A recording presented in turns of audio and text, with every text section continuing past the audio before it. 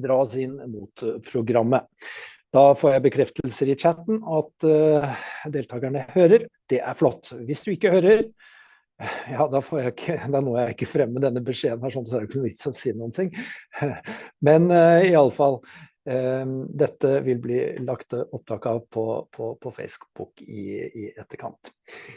Velkommen til dette spennende og lærerike webinaret da, om nedbygging av norsk natur, og hvordan ny teknologi og forskning kan hjelpe oss med å forstå og dokumentere denne utviklingen. Jeg veldig begeistret for at det så mange som har lyst til å være med oss her i dag.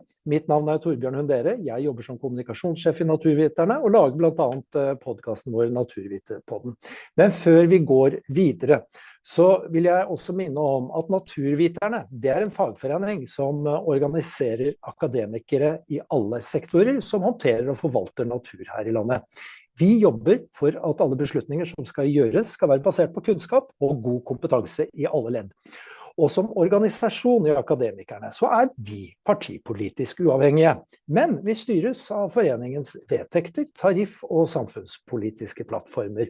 Og disse kan du lese på vår nettside, naturviterne.no, om du ønsker mer informasjon om det. Og du finner jo også fordeler med å være medlem der inne. Men bakgrunnen for at vi har et sånt webinar som dette, det for å belyse viktige fagområder som våre medlemmer opptatt av og arbeider med. Du ikke medlem, så det så hyggelig at du med oss her i dag også, for dette et åpent webinar. Og i dag så har vi altså gleden av å ha med oss en ekspert på området, Zander Venter, forsker, økolog, jobber med fjernmåling. Han kan selv fortelle hva slags type geograf han Han jobber ved Norsk institutt for naturforskning, og Zander vil dele sine innsikter fra sitt arbeid sammen med NRK. Der brukte de kunstig intelligens for å belyse nedbyggingen av norsk natur. Og det kjenner dere gjennom Rødt, hvitt og grått-artikkelen og Oppsynsmannen blant annet. Zander fra Sør-Afrika og kommer til å holde foredraget på engelsk, selv om plansjen hans på norsk. Det vil bli mulighet for å stille noen spørsmål i etterkant. Vi kan ikke love at alle vil bli besvart. Skriv i så fall inn i chatten. Jeg kommer til å moderere og lese de opp til Zander. Men nå, la oss dykke inn i dagens tema og ønske Zander velkommen til å dele sine innsikter med oss. Vær så god, Zander.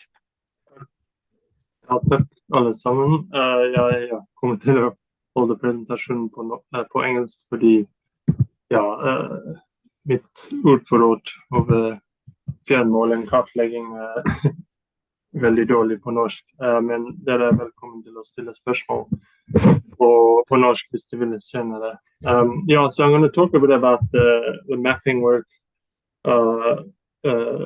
behind the NRK article, which I'm sure you all are aware of. But I first like to just acknowledge my team at NINA that support a lot of this work, and this work was sort of a side project, but it was connected to projects that NINA is financed by the Research Council. About last week, Monday, I had an email from a forsker, or a citizen scientist who had seen the data that we had released publicly, and said that they had found some of the nedbygging. I'm going to use nedbygging because there's no good English equivalent, but they had seen some of the nedbygging areas in their backyard, in their neighborhood, but had noted that some of the nedbygging that they know about wasn't captured by the map. And I responded, but I found that I've had many of these emails and phone calls from people sort of so interested in the data, and I think it's this interest in this sort of fellesdugnad is a golden thread through this presentation, I think, through this work. And I think it's so, even though the subject matter from a nature point of view can be depressing in terms of the loss of nature that is mapped with nedbygging, I think there's this glimmer of hope in the future, given the mass interest and the sort of winds that are sweeping through the country at the moment in response to this NRK piece. So this is just an animation of the the web application that we made to disseminate the data, but at the same time we're trying to harness the power of the crowd through crowdsourcing or folkeforskning, to get people to zoom into an area they know well and to click on an area which the AI methods that we used predicts there to be nedbygging, and then verify it or whether it's true or false. And in future versions of this, we'll also allow users to digitize areas where the map missed nedbygging, and there are probably many cases because of reasons I'll mention later on.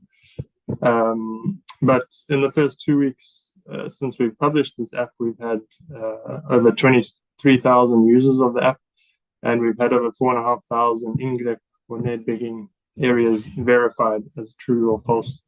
And this is, I think, valuable on multiple levels. Firstly, just in terms of by being honest with the data in terms of its uncertainty and its error, being open with it, I think we're engaging citizens in the scientific process, but also raising awareness about nedbygging in your backyard and at a national scale. And you're also contributing, it's sort of a positive feedback loop to the science, because we can use this data, this crowdsourced data, to improve our satellite-based mapping of nedbygging, and in the future even nature types, or what type of nature are we losing. So it's been really encouraging to see the response from me, at least for me. But just to step back to this NRK article, the journalists, I think, use such a powerful means of communicating this extent and the scale of nedbygging through these mosaics of fleefoto author photos. And just in this one mosaic, you're looking at about 3% of nedbygging over Norway since 2017. And just to give a bit of background on the story or the article itself, so I guess it was about 2 years ago, the NRK journalists had been looking for data from public sources like SSB, Nibio, Kraftwerk, to get sort of a nationally consistent wall-to-wall map and temporally consistent map of nedbygging over Norway. And they struggled to get sort of an easily downloadable, extractable map. So they had seen that I had done some work with satellite-based remote sensing, which is sort of a different method used than what the Phyllis listening or the publicly available data sets use. And they contacted me and asked if I would be willing to help map nedbygging, and I said I'd be willing, but on the condition that they are willing to follow scientific best practices in quantifying the error in the map, because even the publicly available maps have error in them, and I think it's something people underappreciate. They take a map as fact, facet, but actually maps are models of reality, and it's important to quantify the errors in maps so that we don't derive erroneous or wrong conclusions from the maps. So the journalists were willing to do this, and I'll walk you through that process later on. But how did I actually create this map of nedbygging? Well, it's really the confluence of these two technological advancements over the last decade, I'd say. So on the left, you see this animation of, we have over 8,000 satellites orbiting the Earth currently, and about 1,000 of these have cameras or some sensing information of the Earth's surface every day. And a lot of this data produced from space agencies like European Space Agency or NASA are publicly available. And it's a sort of a rich, I'd say quite untapped data source. We live in an age of big data, and we have more data than we know what to do with. But with the help of artificial intelligence, illustrated on the right here, and machine learning models, we can convert this data into insight and information. And just for fun, I asked a generative AI model called DALI to create an image representing artificial intelligence and satellite-based mapping, and this is what it came up with. So yeah, I think there's a lot of potential in AI, but we have to be aware of the errors that it introduces. So I think my opinion is that the huge advantage in satellite-based remote sensing is this rich temporal dimension. So with manual mapping methods, where people go out on the ground or through visual interpretation of fleet photo, digitize buildings or land covers or land use, it's very precise and accurate, although there are some interpretation errors, but it's extremely resource intensive to do something like every year, for example. Whereas with satellite imagery, you have images in some cases every single day. And in these time lapses, these are images over summer periods every 2 weeks. And you can see this development of Gardermoen Airport and Flate Hoogst, or clear cutting activity in the south of Norway. So if we combine this rich time series information from satellite imagery with artificial intelligence, there's quite a lot you can do. So this is exactly what I did. And because it was an unfinanced side project, I sort of used a deep learning artificial intelligence model produced by Google called what this model does. It's a fully convolutional neural network which takes satellite imagery from a sentinel or sentinels called satellites called Sentinel-2 and converts each image into a land use map that you see on the right there. And it does this for every image, and these images are available on average every 5 days around the world. And at the same time, for each image,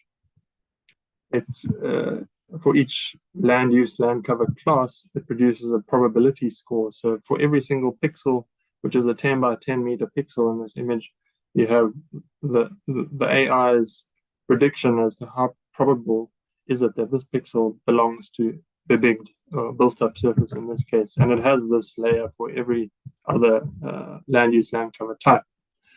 So what I did was take this probability of being bebygged, and of course this is a time stack of imagery, so I can't remember the exact amount, but there are maybe up to 100 images.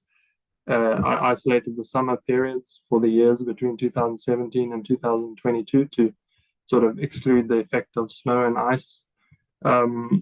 So you have this rich time series of imagery.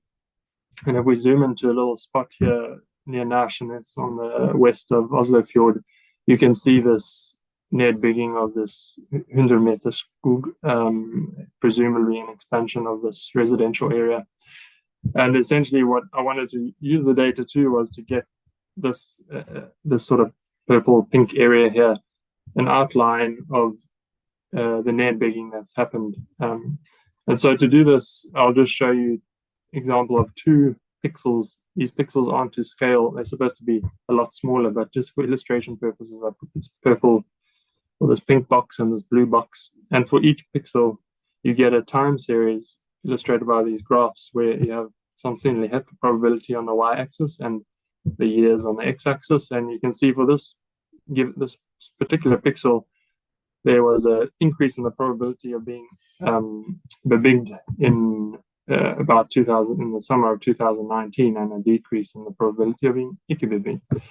Whereas in contrast, this forest pixel here is relatively stable over time, apart from a few outliers, probably due to cloud contamination. So essentially, I use this time series analysis and to identify instances where probability of a big went up. And just I'm overlaying this grid here to illustrate that you do this for every single pixel over the whole of Norway. And at the end, we got a map like this of over 44,000 patches of pixels, polygons or areas where nedbygging had occurred according to this time series analysis. And you've seen many of these, some of the, or I don't think you've seen these examples before, but I just put out a few illustrations here with the fleet photo showing some presumably industrial development in Finnmark on the coast, some expansion of urban area near Kirkenes. I don't know what this is on the south coast, but it looks like some maybe building of a harbor. So it's sort of, yeah, clearing of the coastal zone. and hit the veld, expanding into what looks like a landscape dominated by meer, wetland, and by eyeballing the orthophoto, you could infer that maybe there's been some draining, some disturbance of the wetland there. But so I created this map for the NRK journalists, but then I said that what I don't want them to do is simply add up the areas in this map and use that as like a final value in the article, because by doing that, you are sort of including the errors in the map in your area estimate of how many kilometers squared of nedbygging have occurred. And why is it important to do this? Well, we know that I hope you all know by now that artificial intelligence, things like ChatGPT and other things, have errors in them and they have biases in them. So these are just two examples. I asked this generative AI model to make a portrait of the average member of the Norwegian workers' union, Naturviterne, and it came up with this image of a man.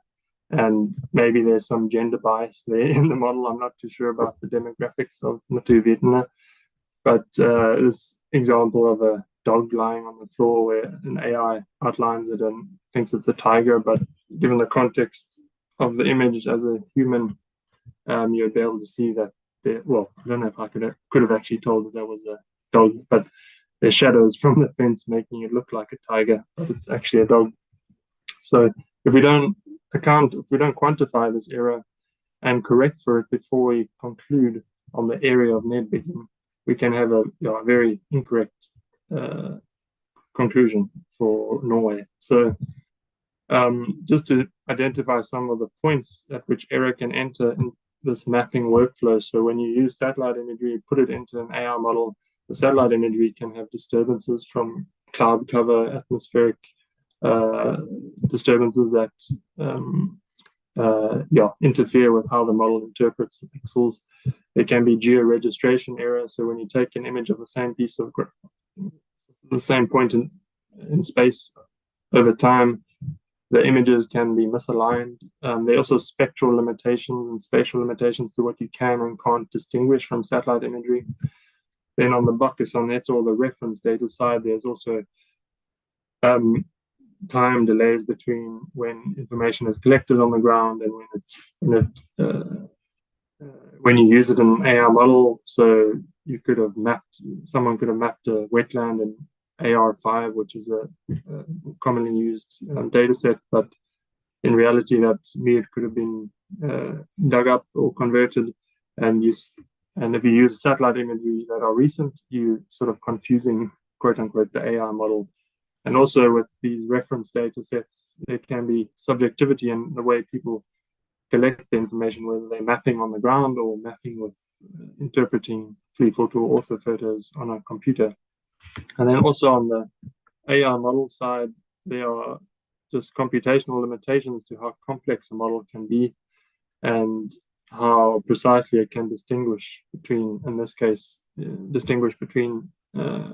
cover types. And all of these errors need to be accounted for in your final map. And there are established statistical work practices or best practices to do this. And we've just published a paper in a journal called Services. The paper is very framed in terms of ecosystem accounting and really for the ecosystem accounting audience. And for those of you who don't know, ecosystem accounting is a framework or part of a broader framework called economic environmental accounting, and countries will have to report to Eurostat in 2026 on account for how the condition of their ecosystems, how they're changing in terms of the area, how the services we derive from the ecosystems are changing, and also how that equates to in monetary terms. So it's important in this paper we communicate the importance of quantifying uncertainty in the area estimates you derive from a satellite-based map. And in the nedbygging case, the same applied, and the journalists followed this exact same workflow. So I won't go into the details of this workflow. Uncertainty is sort of not a very sexy topic to talk about, but I think it's super important, and it's super important if we're supposed to use data like this for management for Volcaning in Norway. But essentially, very briefly, the yellow area outlined here is sort of the typical workflow that what people use is they create a map like I showed you of nedbygging.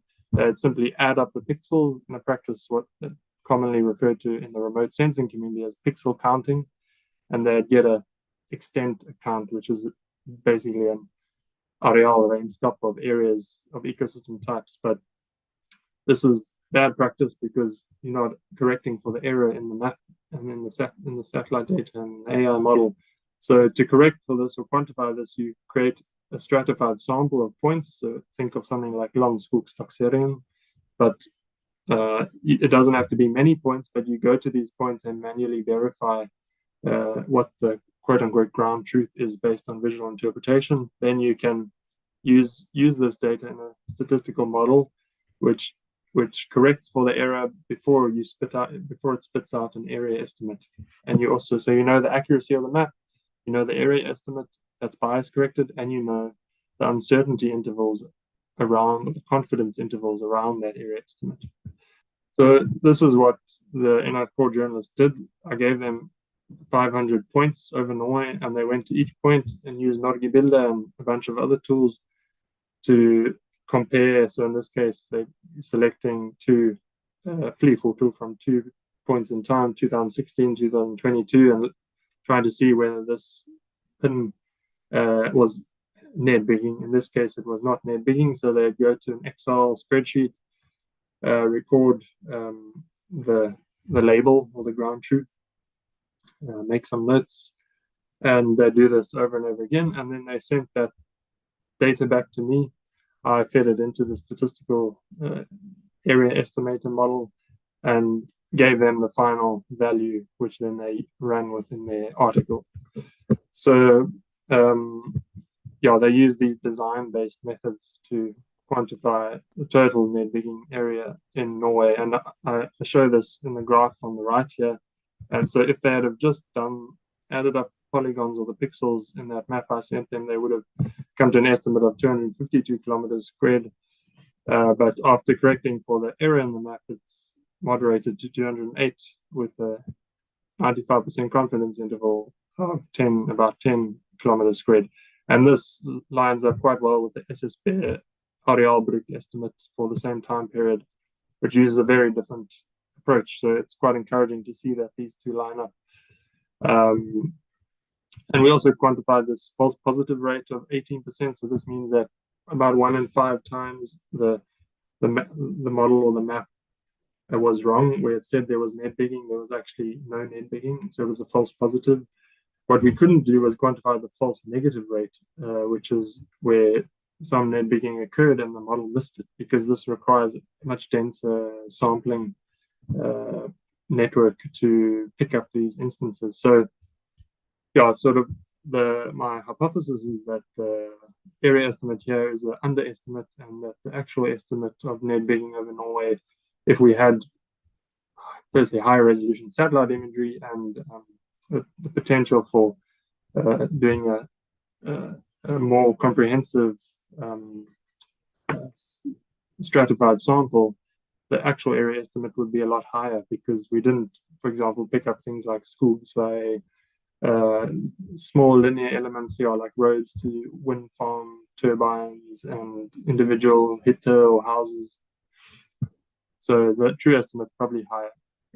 But anyway, the journalists ran with this total area estimate, 208 kilometers squared, and I think they very cleverly communicated it in different ways. Like, we've lost on average 79 square meters per minute over the last 5 years. It's about 1 football field in an hour, over 44,000 individual ingrepp.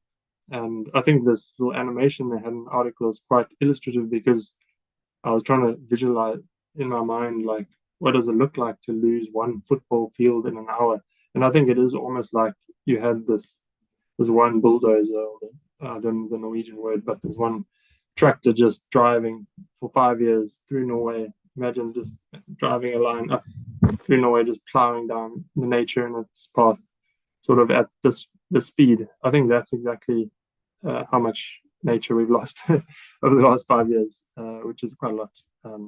Some might argue it's not that much compared to other countries, but yeah. So just to talk a bit about my thoughts about future, where to go from here. What is the future for satellite-based monitoring, mapping?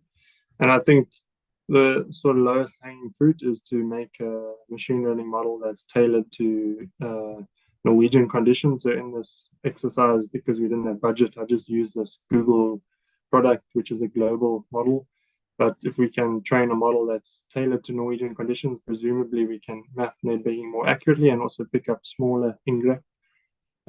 We can also use methods to get near real time. So I could download a satellite imagery from last week, for example, and presumably identify nedbygging. And you could imagine some app where you get an alert, oh, there's been a nedbygging in my neighborhood. And also there are high resolution satellite imagery available.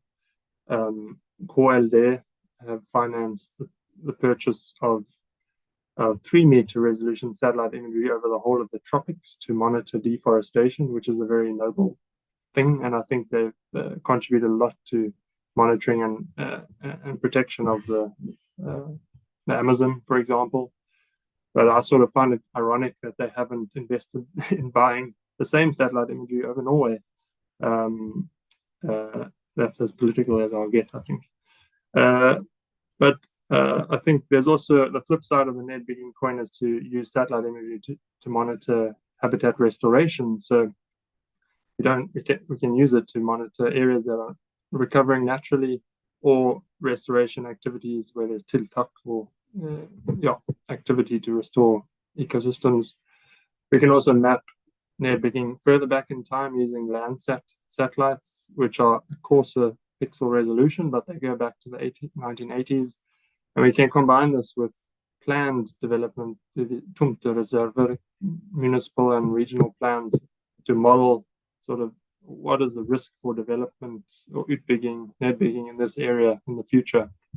And I'll just illustrate these last 2 points just to give you a flavor for what this could look like. So this is on the right is a little animation showing development near Kristiansand.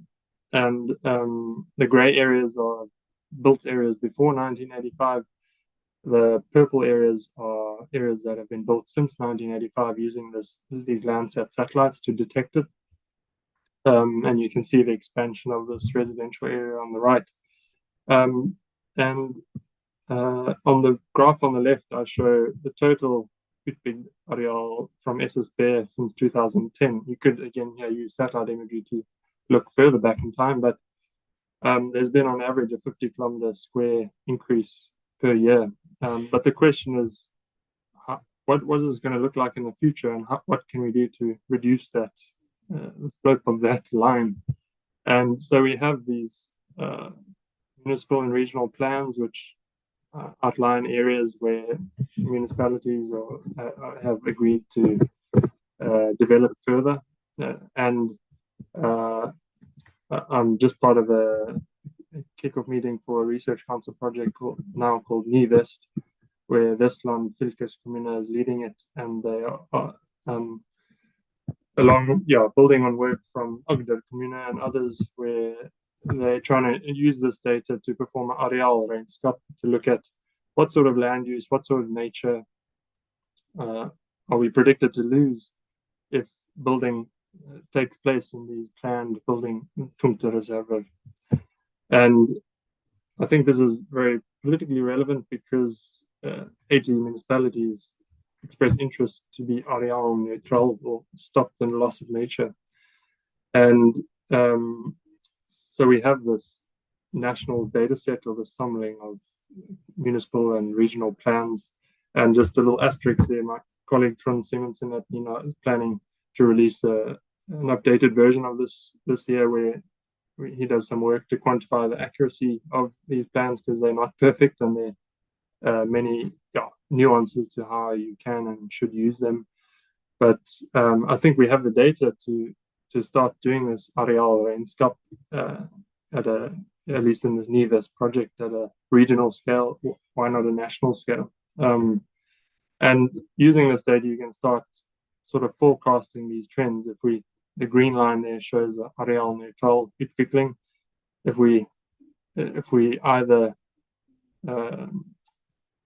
restrain development to areas, grow areal, or areas that are degraded or were previously built, or we build in pristine nature, but then we offset through restoration. How can we bring this line down to the green line? And just for illustration purposes, assuming we restore an area equivalent to the Yatkin shooting range, which is, I guess, like a flagship restoration project of 5 kilometers squared per year, it's sort of only a tiny dent in that line. So I think it's a huge challenge to be areal neutral. And what do we need to achieve this? It's above my pay grade to answer, and outside of my expertise, but from what I gather as a foreigner to the Norwegian system, sort of looking at the news and looking at what people are saying, I think a lot seems to lie in the political will to get it done. Empowering municipalities with the tools to do it, like areal regnskap tools. Also the laws. We need laws to balance societal interests, climate interests, nature interests in a way that empowers municipalities to actually draw lines in the sand, if you will, about restricting development. And these laws naturally, I guess, need to come from a central government. But I think apart from these sort of high level things, there's also by raising awareness amongst the public and through these sort of public dugnads to raising awareness about it, and in our case at least contributing to the science behind it and our ability to map it in the future, hopefully leading to some sort of mobile app where knowledge is freely shared about how nature is affected in your backyard. That's sort of my vision for the future. But yeah, I think I'll stop there.